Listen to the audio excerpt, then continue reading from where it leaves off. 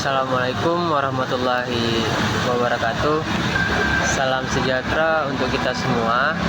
Selamat datang teman-teman di channel saya, di ruang dialog santai saya, tapi ada syarat dan maknanya, tempat di mana kita mendalami isu-isu penting dalam dunia aktivis Indonesia.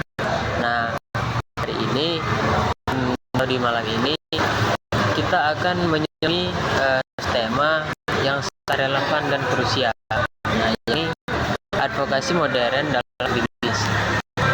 Jadi tema kita itu bukan sekedar tentang menyuarakan kepentingan petani atau pelaku aktivis, tetapi ini juga tentang membangun perubahan yang sistematik demi keadilan ekonomi dan kedaulatan pangan nasional. Jadi teman-temannya, silakan teman-teman di posisi aman sembari menyiapkan teh, kopi, dan cemilan lain. Mari kita mulai perjalanan intelektual ini.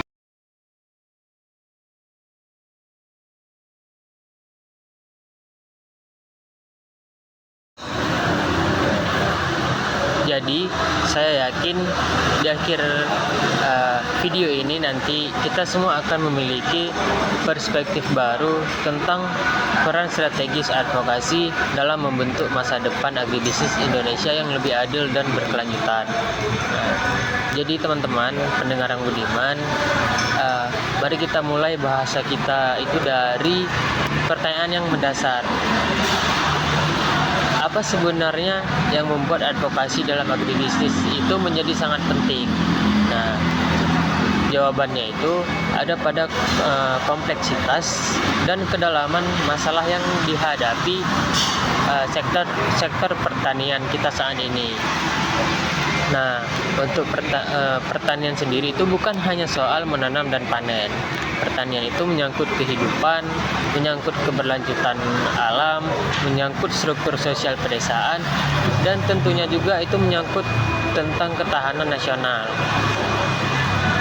Mari kita ambil contoh yang paling nyata itu soal harga. Nah, ketika harga hasil pertanian itu jatuh di saat panen raya, petani kita justru merugi. Nah, karena mereka tidak bisa menutupi biaya produksi.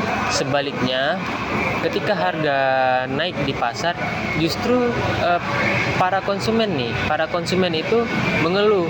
Nah, dan ironisnya lagi, petani tetap tidak mendapatkan keuntungan yang layak. Nah, ini juga menunjukkan bahwa ada yang salah nih dalam sistem tata niaga dan distribusi pangan kita. Nah, sistem pasaran timpang ini membuat para petani kecil itu tidak memiliki posisi tawar. Nah, jadi disinilah advokasi itu menjadi penting untuk kita sebagai masyarakat, kita sebagai petani itu memperjuangkan kebijakan perlindungan negara, memperkuat lembaga distribusi petani seperti salah satu itu seperti peperang, dan mengurangi ketergantungan pada tengkulak atau pedagang besar.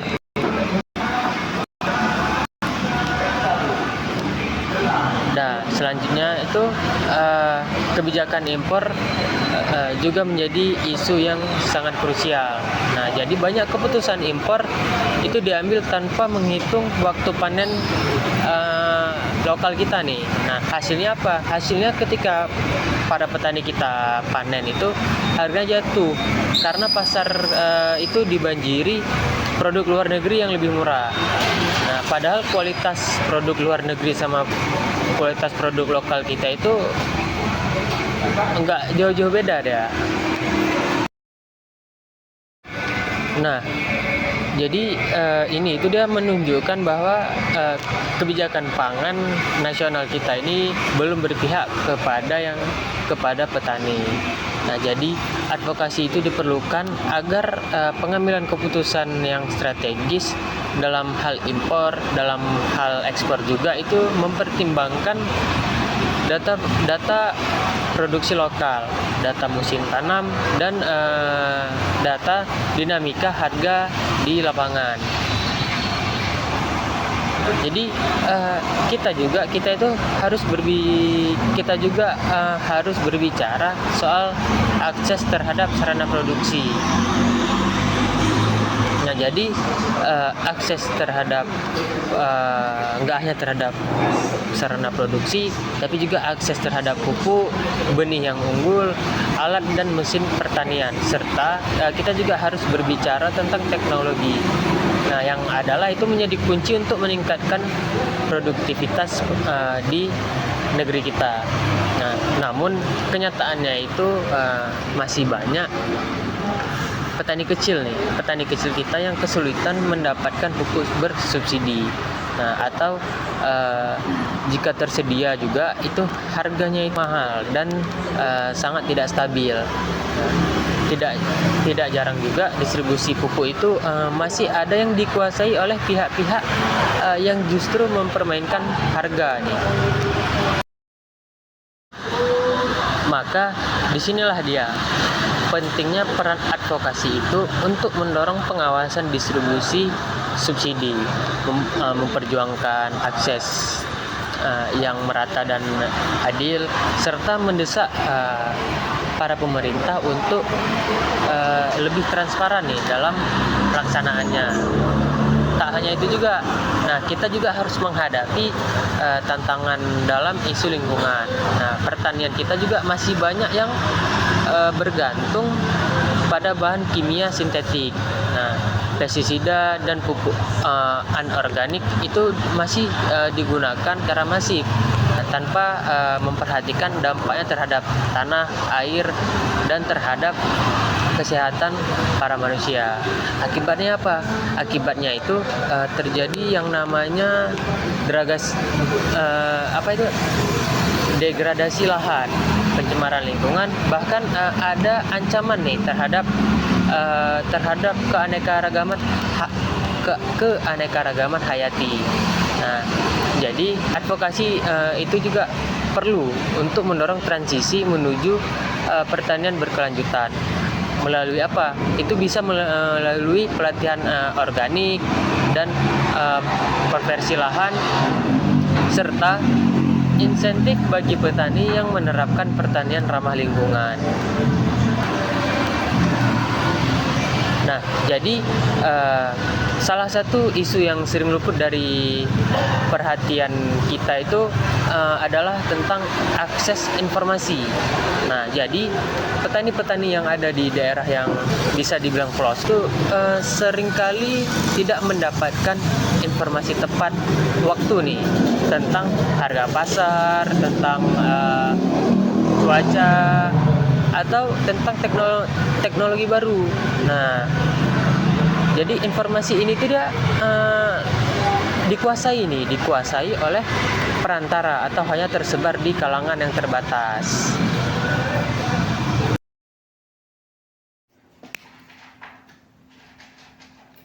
Jadi selanjutnya kita bakal masuk ke materi negosiasi dan advokasi bisnis di bidang pertanian.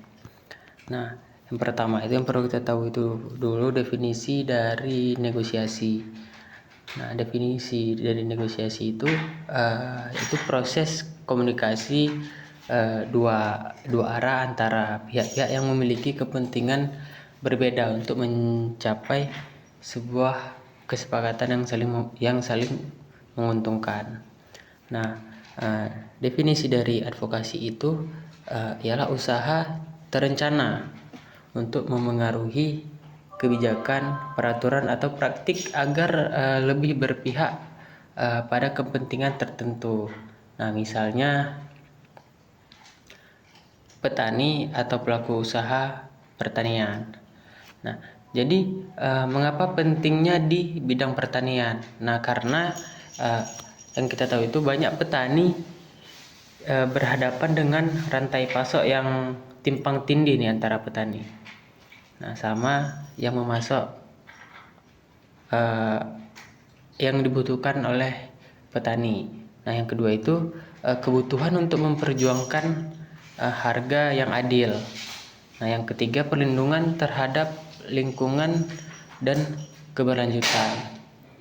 Yang keempat itu ada peningkatan daya tawar petani atau pengusaha agribisnis pertanian. Nah, selanjutnya itu tujuan dari negosiasi di dalam pertanian. Nah, tujuannya itu untuk mendapatkan harga jual yang terbaik, menjamin pasokan bahan baku, menetapkan standar kualitas, menyusun kontrak kerja sama kemitraan atau instansi-instansi lain yang ingin diajak bermitra, dan menjaga hubungan jangka panjang. Nah, jadi untuk tahapan dalam bernegosiasi itu, tahap pertama itu yaitu kita harus melakukan yang namanya persiapan. Nah, yang di dalam persiapan itu kita harus kenali dulu nih produknya. Misalnya itu dari produk kita itu kita harus kenali kualitasnya, harga pasarnya juga kita harus tahu, dan musim dari produk itu. Nah, yang kedua kita harus tahu profil lawan negosiasi kita. Nah, baik itu buyer, distributor atau importirnya. Nah, yang selanjutnya itu kita harus menentukan BATNA atau yang disebut itu best alternative to a negotiated agreement. Yang kedua itu kita harus bangun yang namanya pembukaan. Nah, kita itu harus bangun kepercayaan sama pihak yang ingin kita ajak kerjasama, dan juga kita harus menetapkan suasana yang kooperatif. Nah, yang ketiga itu penawaran. Nah, di penawaran ini kita harus mengajukan harga dan syarat dengan dasar data. Nah, misalnya biaya produksinya sama tren pasar yang sekarang. Nah, yang keempat itu melakukan yang namanya tawar-menawar. Nah, jadi kita itu harus fokus pada kepentingan kita, bukan hanya tentang posisi kita. Nah, dan kita juga harus bersikap fleksibel. Nah, jadi yang kelima itu ada yang namanya kesepakatan. Nah, jadi ketika kita ingin melakukan negosiasi itu kita harus buat yang namanya kesepakatan, baik itu kesepakatan kita secara tertulis atau enggak tertulis. Yang intinya yang harus kita pastikan itu kesepakatannya itu harus win to win. Nah, harus sama-sama enak, enggak ada yang memberatkan dari pihak A atau dari pihak kita. Nah, yang selanjutnya itu kita harus implementasi dan evaluasikan. Nah, jadi di implementasi dan evaluasi ini kita harus pantau nih pelaksanaan kontraknya nanti. Nah, apakah kita kontrak yang dibuat itu memberatkan pihak lain atau kita, atau sama-sama enak gitu. Nah, terus kita juga harus mengevaluasikan. Nah, evaluasi ini tuh untuk perbaikan negosiasi yang akan terjadi di masa depan nanti. Nah, jadi advokasi bisnis di bidang pertanian itu tujuannya itu ada beberapa. Itu yang pertama itu kita memperjuangkan kebijakan pemerintah yang berpihak pada petani.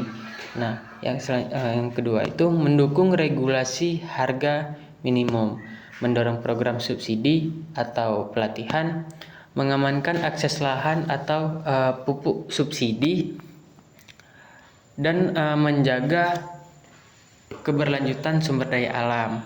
Nah, jadi itu adalah tujuan dari advokasi di bidang pertanian. Nah, untuk strategi advokasi di bidang pertanian itu yang pertama kita harus melakukan yang namanya pengumpulan data dan fakta nih. Nah, di pengumpulan data dan fakta itu ada yang namanya kita harus melakukan survei petani. Nah, kita harus menganalisis dan kita juga harus ngeanalisis kebijakan pemerintah terhadap petani juga, sama kita nanti harus membuat yang namanya itu studi dampak sosial atau ekonomi. Nah, jadi yang kedua itu di strategi itu ada yang namanya aliansi dan koalisi. Nah, jadi di dalam aliansi dan koalisi itu ada yang namanya kita harus bersatu dengan yang namanya kelompok tani, dengan koperasi dan dengan asosiasi usaha atau dengan stakeholder yang ada di tempat yang kita tuju. Nah, yang kedua itu di dalam aliansi dan koalisi itu ada berjejaring dengan LSM nih, atau dengan pihak akademisi. Nah, selanjutnya itu di strategi itu juga ada yang namanya komunikasi dan kampanye. Nah, itu komunikasi dan kampanye itu bisa dari media sosial, dari seminar atau dari webinar, atau kita audiensi ke pemerintah. Nah, selanjutnya yang keempat itu ada yang namanya dialog dan lobbying. Nah, jadi di dalam dialog dan lobbying itu kita temui nih pembuat kebijakan nih. Nah, kita audiensi ke sana, kita berdialog dengan mereka terkait kebijakan apa yang dibuat mereka ke petani, apakah itu dampak bagus ke petani atau tidak nantinya. Nah, dan kita juga di lobbying itu juga nanti kita bakal sampaikan yang namanya proposal. Nah, yang jelas dan berdasar. Yang kelima itu ada yang namanya monitoring dan evaluasi. Nah, di monitoring dan evaluasi itu kita harus memantau perkembangan dari kebijakan yang dibuat oleh pemerintah. Nah, apakah perkembangannya itu bagus atau tidak terhadap petani nanti, dan kita juga harus mendokumentasikan keberhasilan atau kelemahan nih dari kebijakan pemerintah gitu.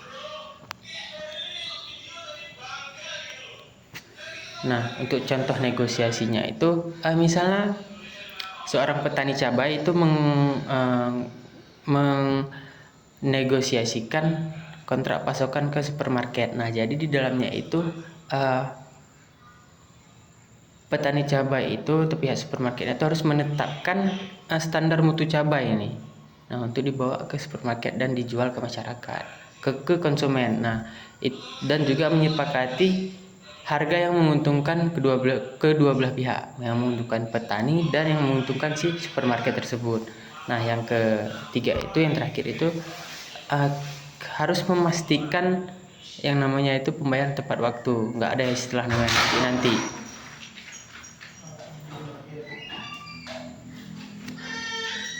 Nah,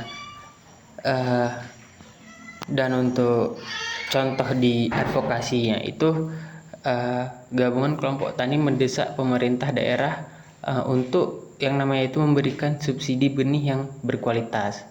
Nah, untuk memperbaiki infrastruktur jalan tani yang ada di kebun-kebun atau di pedalaman pedesaan, dan membuat yang namanya regulasi harga dasar gabah seperti yang udah terjadi sekarang itu, yang sudah ditetapkan oleh pemerintah itu untuk harga gabah itu 6.500.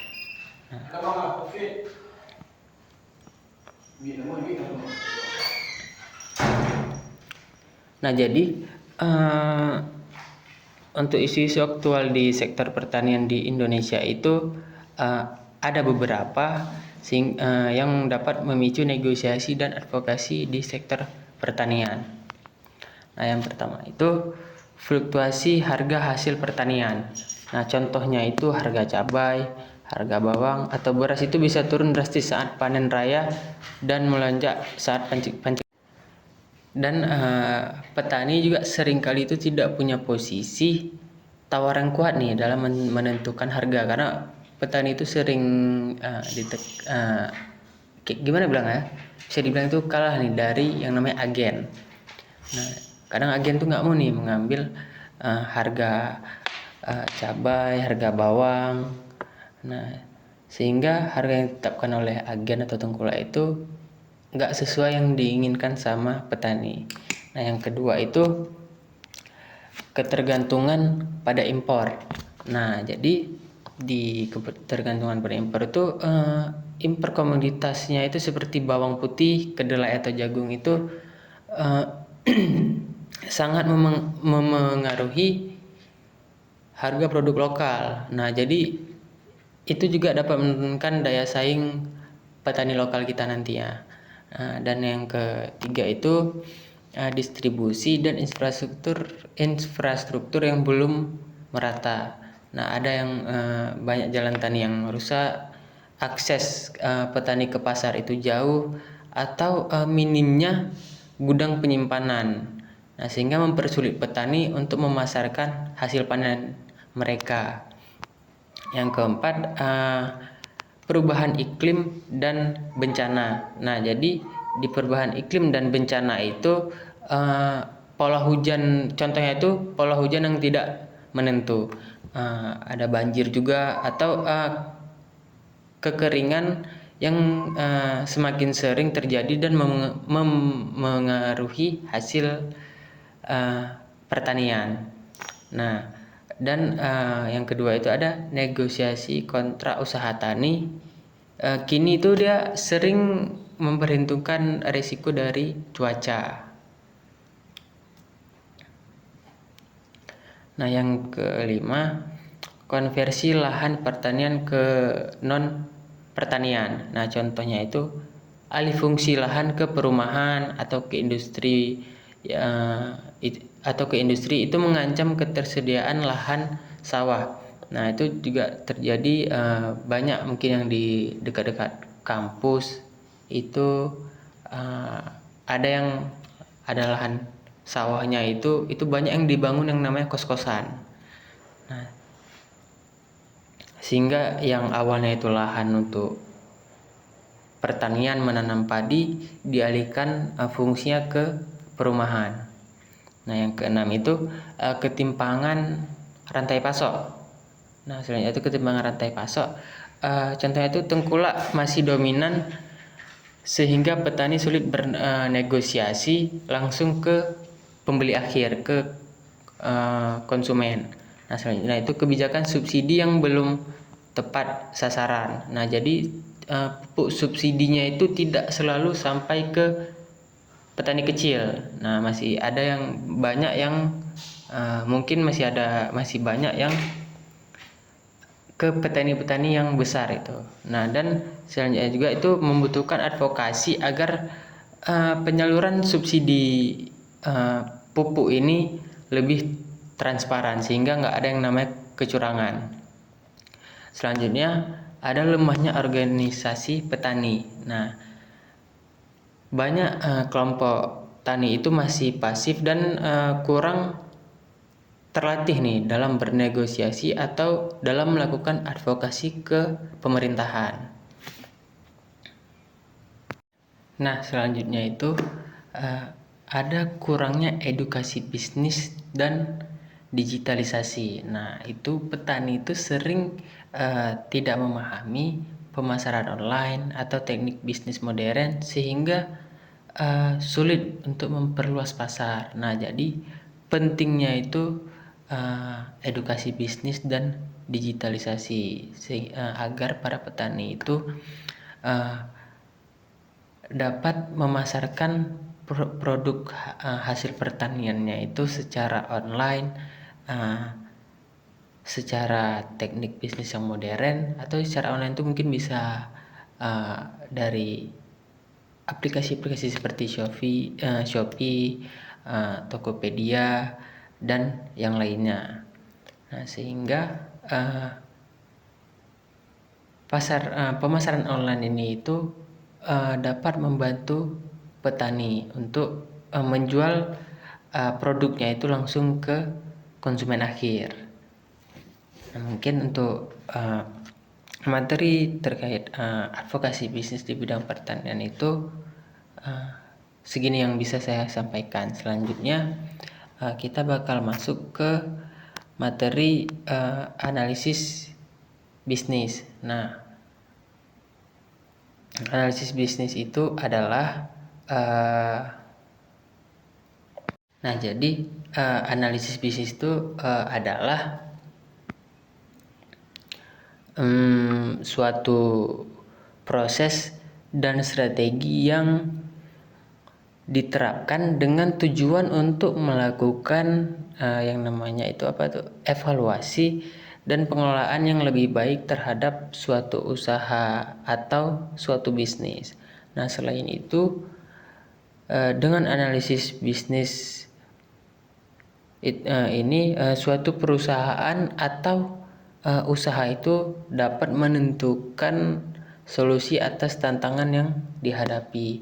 Nah, sebab itu sistem ini itu mempertanyakan dan juga memberi jawaban.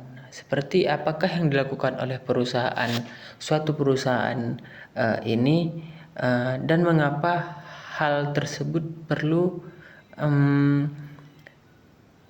dilakoni. Nah, jadi apakah terdapat cara yang lebih baik dan efektif untuk diterapkan dan bagaimana hasil dari data sebelumnya dengan saat ini. Nah, kemudian berbekal hasil analisis bisnis tersebut itu perusahaan dapat melakukan pengembangan berdasarkan hasil dari evaluasi. Nah, jadi ada 5 jenis analisis bisnis. Yang pertama itu ada analisis SWOT. Nah, di SWOT ini itu dia itu mencari yang namanya kekuatan, kelemahan, peluang, dan ancaman. Nah, jadi analisis ini itu pebisnis itu dapat mempertimbangkan dan mengetahui faktor-faktor yang mempengaruhi bisnisnya secara internal maupun secara eksternal. Nah, di jenis yang kedua itu namanya bisnis proses model. Nah, itu adalah sebuah proses pendekatan analisis bisnis selama masa analisis suatu proyek untuk mengidentifikasi ketimpangan yang terjadi antara proses bisnis saat ini atau proses bisnis di masa depan. Nah, yang jenis analisis bisnis yang ketiga itu ada MOS. Nah, jadi MOS ini adalah misi, tujuan, strategi, taktik. Nah, jadi jenis analisis bisnis ini itu menjadi salah satu teknik pemodelan yang efektif nih untuk mengidentifikasi kemampuan dari suatu perusahaan atau dari suatu organisasi. Nah, yang keempat itu ada namanya PESTEL. Nah, teknik analisis yang digunakan untuk menghadapi perusahaan lingkungan yang berkaitan dengan bisnis. Nah, cara kerja dari metode PESTEL ini itu yaitu dengan menganalisis dan mempelajari berbagai faktor. Nah, seperti faktor politik, faktor ekonomi, faktor sosiologi, faktor teknologi, faktor hukum, dan faktor lingkungan.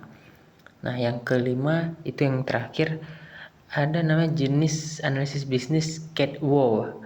Nah, ini tuh pelanggan, aktor, transformasi, proses, pandangan publik, dunia, pemilik, dan lingkungan itu jadi metode ini itu diterapkan untuk mengidentifikasi bagaimana bagaimana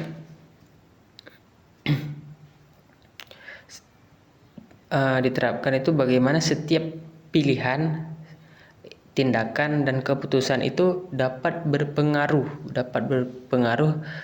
pada berbagai pihak, nggak hanya berpengaruh terhadap satu pihak saja.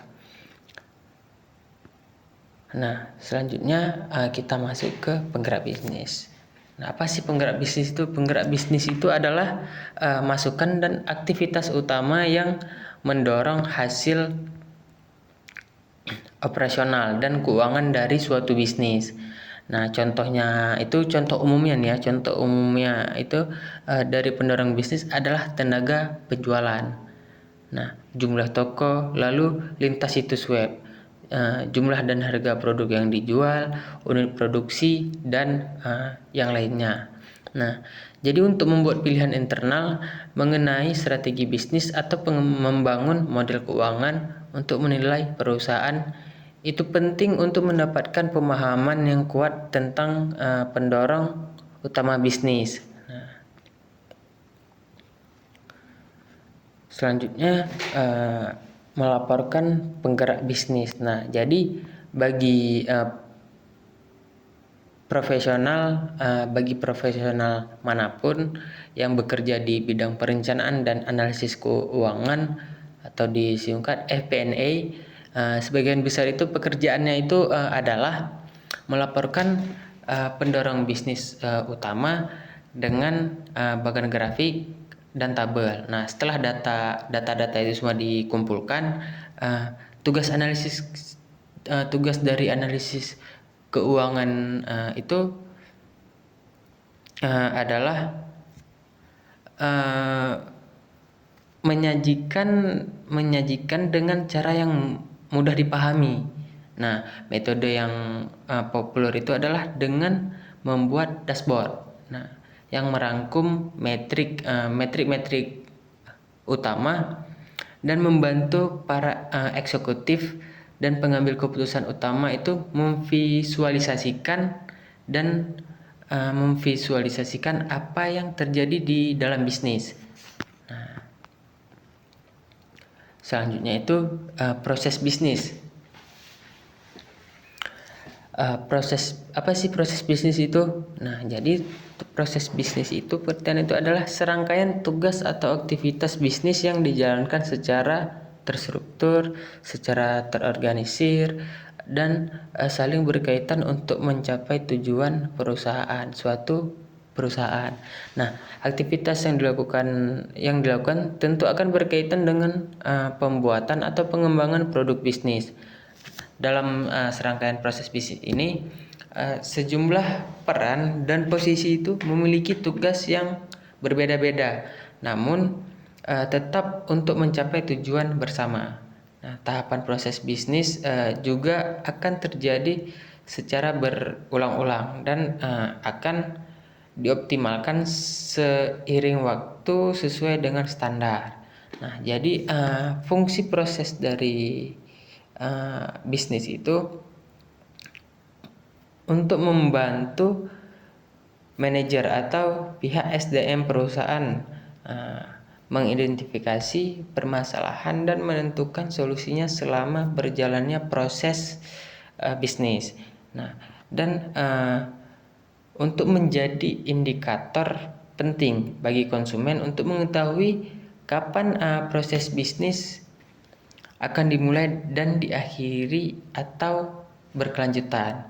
Nah, dan fungsinya itu juga untuk menjadi pedoman bagi karyawan perusahaan terkait tugas dan terkait perannya dalam membantu mencapai tujuan bisnis. Nah, jadi untuk manfaat dari proses bisnis itu manfaatnya itu untuk meminimalisir resiko dan pengeluaran, untuk meningkatkan efisiensi baik itu anggaran, teknologi atau sumber daya segala macam, dan untuk manfaat itu untuk fokus pada pelanggan, untuk mengurangi human error, dan untuk adaptif terhadap perkembangan teknologi serta manajemen waktu yang lebih baik. Nah, dan di proses bisnis itu ada jenis-jenisnya. Nah, jenis proses bisnis yang pertama itu proses primer. Nah, di mana proses bisnis ini itu yang terkait kegiatan operasional perusahaan. Nah, terdapat 3 tahap. Nah, yaitu ada tahap produksi, tahap pemasaran, dan pelayanan terhadap pelanggan. Nah, yang kedua ada proses bisnis sekunder, yang dimana aktivitas yang dilakukannya itu tidak untuk menambah nilai, melainkan untuk mempersiapkan lingkungan. Nah, proses sekunder ini tuh dia tetap harus berpedoman dan sesuai dengan operasional dari suatu perusahaan, dari perusahaan. Nah, jenis yang ketiga itu proses bisnis manajemen. Nah, di mana melibatkan aktivitas-aktivitas pengawasan atau pemantauan terhadap standar dan tujuan untuk memastikan proses primer, sekunder berjalan efisien secara efektif. Selain itu, proses manajemen juga itu berfungsi untuk mengatur segala macam bisnis. Nah, yang ada di dalam bisnis itu melalui perencanaan taktis, operasional, dan strategis.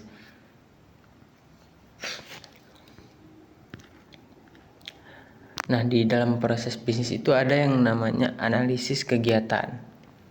Nah, di analisis kegiatan itu tahapan proses bisnis adalah melakukan analisis untuk mengidentifikasi tugas atau aktivitas apa saja yang perlu dilakukan dalam periode tertentu. Nah, penting juga untuk memastikan analisis telah dilakukan dengan tepat sehingga sesuai dengan tujuan dan kebutuhan dari perusahaan. Nah, selanjutnya ada juga yang namanya pengambilan keputusan. Nah, jadi setelah mengetahui apa saja yang perlu dilakukan, tahapan proses bisnis selanjutnya adalah itu membuat dan mengambil keputusan. Nah, hal tersebut itu biasanya berkaitan dengan penentuan biaya operasional, dengan proses dan pembagian peran untuk kelancaran aktivitas. Selanjutnya, implementasi. Nah, jadi tahapan pelaksanaan itu mengacu pada implementasi rencana atau strategi yang telah disusun di tahap sebelumnya. Nah, dengan demikian artinya itu rencana yang dibuat itu nggak sia-sia, nggak hanya menjadi sebuah wacana terhadap perusahaan. Nah, selanjutnya evaluasi. Nah, itu perbaikan yang dilakukan dari perusahaan itu tentu diperoleh dari adanya evaluasi. Nah, baik secara parsial maupun secara holistik. Nah, ada beberapa hal yang bisa menjadi poin evaluasi. Salah satunya itu diantaranya adalah kinerja dari karyawan. Nah, dengan demikian perusahaan juga bisa menilai bagian-bagian yang perlu diperbaiki.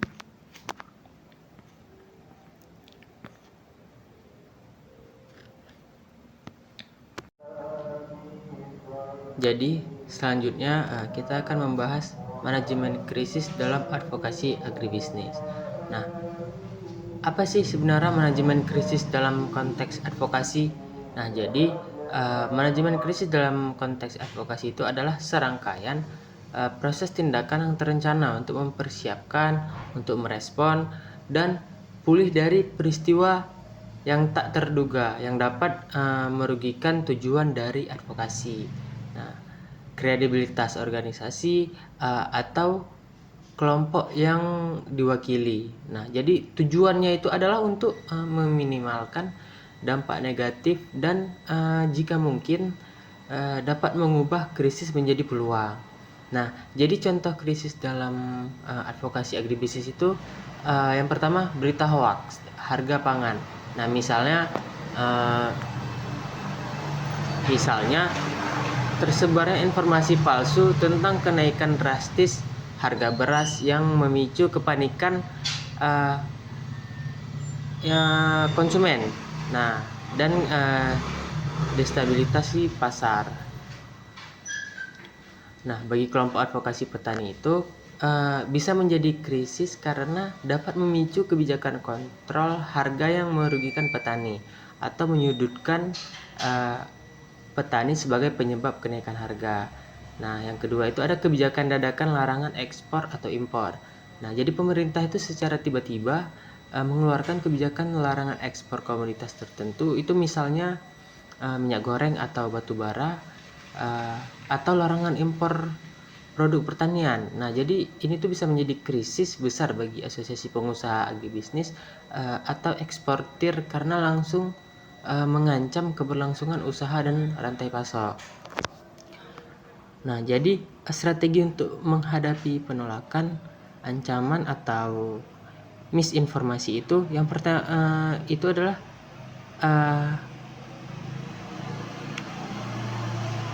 kita harus membuat pembentukan tim krisis. Nah, kita harus tunjuk tim inti yang terdiri dari juru bicara, ahli komunikasi, ahli hukum. Ahli hukum itu jika memang diperlukan, dan perwakilan dari kelompok yang diadvokasi. Nah, jadi tim itu dia harus memiliki otoritas untuk membuat keputusan tepat. Nah, yang kedua, pemantauan dan deteksi dini. Nah, itu di pemantauan dan deteksi dini itu aktif memantau media massa, cetak, media cetak, elektronik atau yang online itu, dan media sosial untuk mendeteksi munculnya isu-isu negatif, misinformasi atau ancaman sedini mungkin. Nah, jadi gunakan alat-alat sosial listening itu untuk melacak sebutan merek, hashtag terkait, dan sentimen publik. Nah, yang ketiga itu penilaian dan analisis. Nah, setelah sebuah krisis itu terdeteksi, segeralah kita lakukan analisis mendalam. Nah, yang di dalamnya itu apa sumber dari krisis tersebut. Nah, seberapa luas dampak dari sumber krisisnya, siapa saja yang terpengaruh dari sumber krisisnya, nah apa fakta-fakta yang sebenarnya terjadi, dan siapa pihak-pihak yang menyebarkan misinformasi atau sebuah ancaman dari sumber krisis. Nah, jadi juga kita harus bedakan antara kritik yang valid dan misinformasi atau hoax. Nah, yang keempat itu pengembangan pesan kunci. Nah, di pengembangan pesan kunci, kita harus merumuskan pesan-pesan kunci yang jelas, yang ringkas, akurat, dan konsisten. Serta kita harus fokus pada fakta, koreksi misinformasi, dan penegasan posisi advokasi. Pak.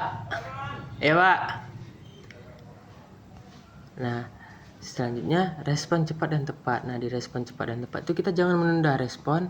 Jadi kita harus karena penundaan itu dapat memperburuk situasi dan menimbulkan persepsi yang negatif. Nah, dan selanjutnya kita harus pilih saluran yang tepat. Nah, di saluran yang tepat ini itu dia tergantung pada sifat krisis. Misalnya pernyataan pers, klarifikasi di media sosial, surat terbuka, dialog dengan pihak terkait, dan selanjutnya transparansi. Di situ dia itu harus bersikap terbuka dan jujur sejauh mungkin. Nah, dan ada empati. Di situ juga kita harus akui kekhawatiran publik atau pihak yang terdampak.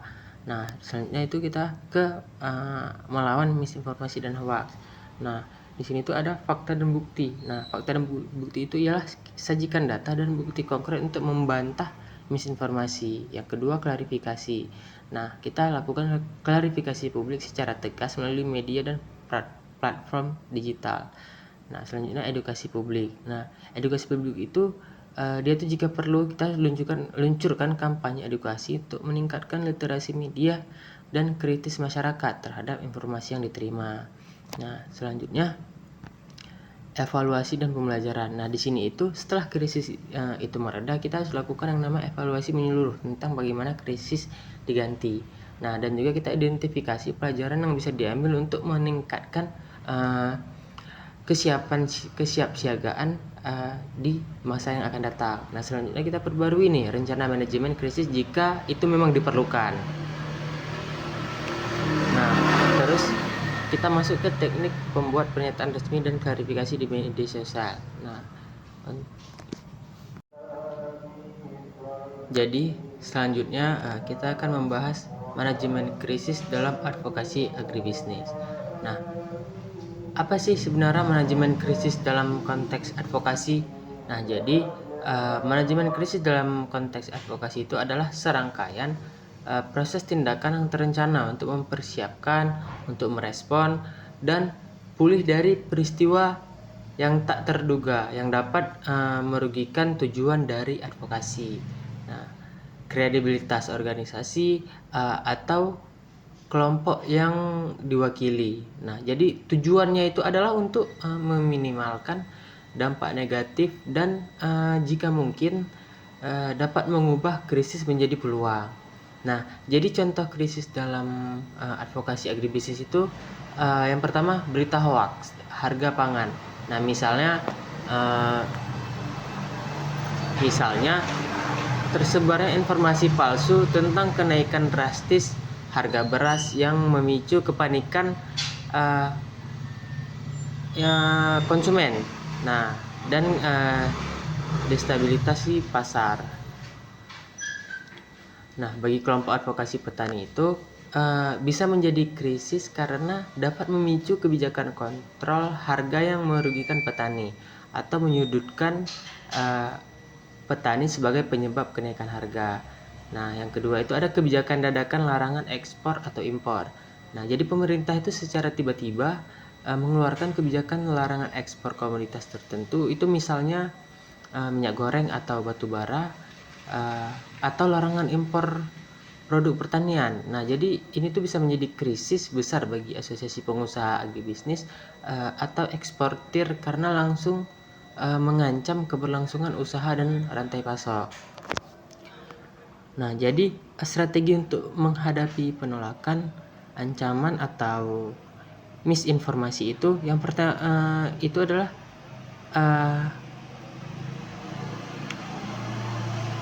kita harus membuat pembentukan tim krisis. Nah, kita harus tunjuk tim inti yang terdiri dari juru bicara, ahli komunikasi, ahli hukum itu jika memang diperlukan, dan perwakilan dari kelompok yang diadvokasi. Nah, jadi tim itu dia harus memiliki otoritas untuk membuat keputusan tepat.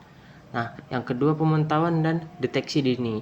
Nah, itu di pemantauan dan deteksi dini itu aktif memantau media massa, cetak, media cetak, elektronik atau yang online itu, dan media sosial untuk mendeteksi munculnya isu-isu negatif, misinformasi atau ancaman sedini mungkin.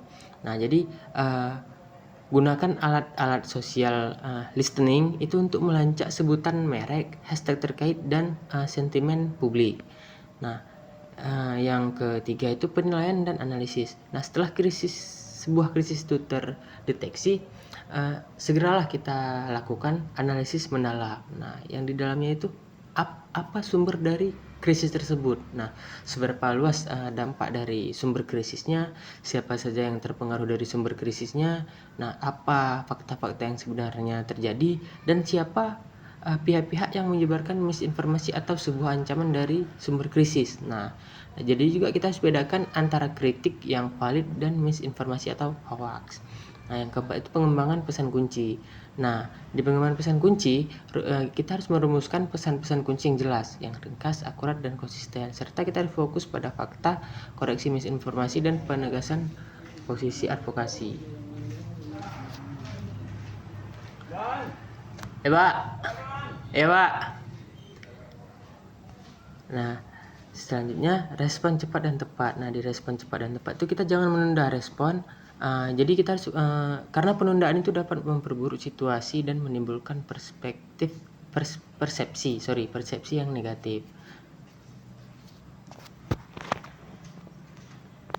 Nah, dan selanjutnya kita harus pilih saluran yang tepat. Nah, di saluran yang tepat itu dia tergantung pada sifat krisis, misalnya pernyataan pers, klarifikasi di media sosial, surat terbuka, dialog dengan pihak terkait, dan selanjutnya transparansi. Di situ dia itu harus bersikap terbuka dan jujur sejauh mungkin. Nah, dan ada empati. Di situ juga kita harus akui kekhawatiran publik atau pihak yang terdampak. Nah, selanjutnya itu kita melawan misinformasi dan hoax. Nah, di sini tuh ada fakta dan bukti. Nah, fakta dan bukti itu ialah sajikan data dan bukti konkret untuk membantah misinformasi. Yang kedua, klarifikasi. Nah, kita lakukan klarifikasi publik secara tegas melalui media dan platform digital. Nah, selanjutnya edukasi publik. Nah, edukasi publik itu dia tuh jika perlu kita luncurkan kampanye edukasi untuk meningkatkan literasi media dan kritis masyarakat terhadap informasi yang diterima. Nah, selanjutnya evaluasi dan pembelajaran. Nah, di sini itu setelah krisis itu mereda, kita harus lakukan yang namanya evaluasi menyeluruh tentang bagaimana krisis diganti. Nah, dan juga kita identifikasi pelajaran yang bisa diambil untuk meningkatkan kesiapsiagaan di masa yang akan datang. Nah, selanjutnya kita perbarui nih rencana manajemen krisis jika itu memang diperlukan. Nah, terus kita masuk ke teknik pembuat pernyataan resmi dan klarifikasi di media sosial. Nah, di pernyataan resmi itu ada beberapa poin. Yang pertama itu jelas dan ringkas. Nah, itu harus disampaikan poin-poin utama dalam beberapa paragraf. Poin keduanya itu faktual dan akurat. Nah, kita harus pastikan semua informasi yang disampaikan benar dan dapat diverifikasi. Yang ketiga, tujuan yang jelas. Itu apa yang ingin dicapai dengan pernyataan ini itu misalnya mengklarifikasi, membantah tuduhan, dan mengumumkan tindakan. Yang keempat itu satu suara. Nah, di satu suara ini tuh pastikan hanya satu juru bicara yang resmi yang ditunjuk untuk memberikan pernyataan. Yang kelima, call to action atau ini dia opsional. Nah, jika relevan, itu sertakan apa yang diharapkan dari pihak lain atau publik. Yang ke selanjutnya yang terakhir, kontak media. Nah, itu sertakan informasi kontak juru bicara untuk pertanyaan lebih lanjut. Yang penjelasan terakhir itu klarifikasi di media sosial.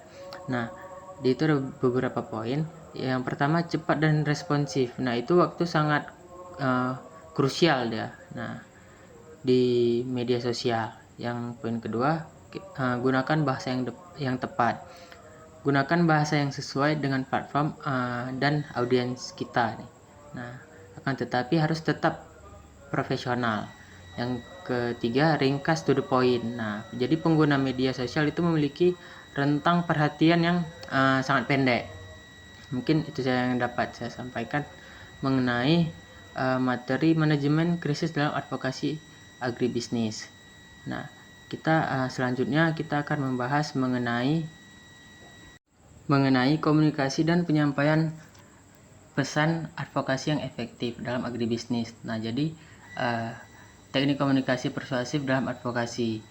Komunikasi persuasif itu adalah seni dan ilmu mempengaruhi sikap, keyakinan, atau tindakan orang lain melalui argumen rasional dan daya tarik emosional. Nah, dalam advokasi agribisnis, teknik itu krusial untuk meyakinkan pembuat kebijakan, media, publik, dan bahkan stakeholder yang lain.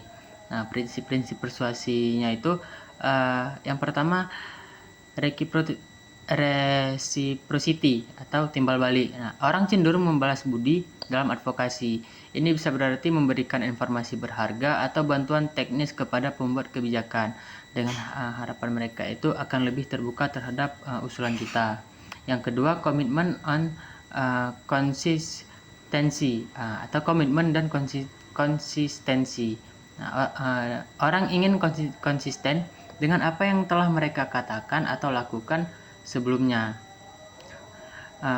Dorong stakeholder untuk membuat komitmen kecil di awal yang kemudian itu dapat dikembalikan menjadi komitmen yang lebih besar. Misalnya kita minta pembuat kebijakan untuk secara terbuka mengakui pentingnya petani, lalu gunakan pernyataan tersebut itu sebagai dasar untuk advokasi kebijakan pro petani. Nah, yang kedua itu social proof atau bukti sosial. Nah, orang akan mengikuti tindakan orang lain, terutama jika mereka tidak yakin. Nah, kita harus tunjukkan banyak petani atau organisasi lain yang mendukung isu kita. Nah, sorot keberhasilan praktik pertanian tertentu atau dampak positif suatu kebijakan di tempat lain.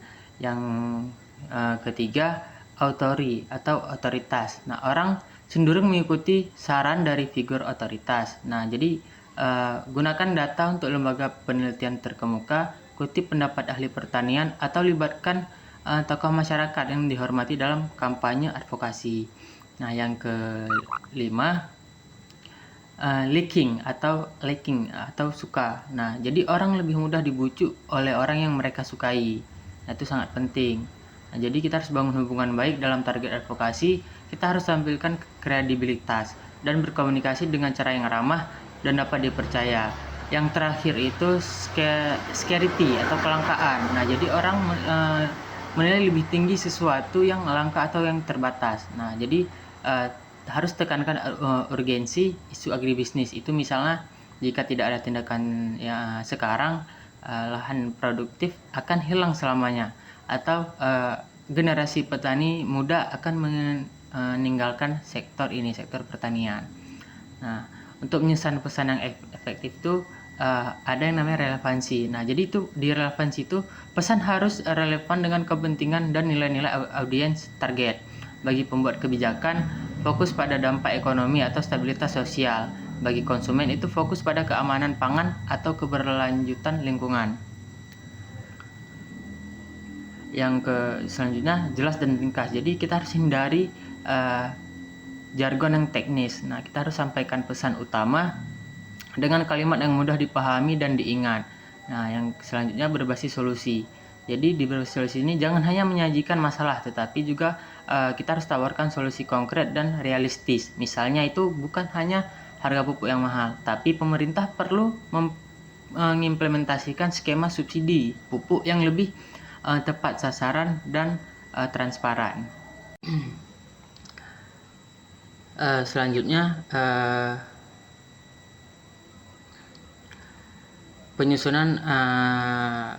selanjutnya kita masuk ke pemilihan saluran komunikasi. Nah, di saluran komunikasi ini ada 2 poin. Yang pertama itu audience target. Jadi di audience target ini kita pilih saluran yang paling sering digunakan oleh audience target kita. Misalnya itu media sosial untuk generasi muda.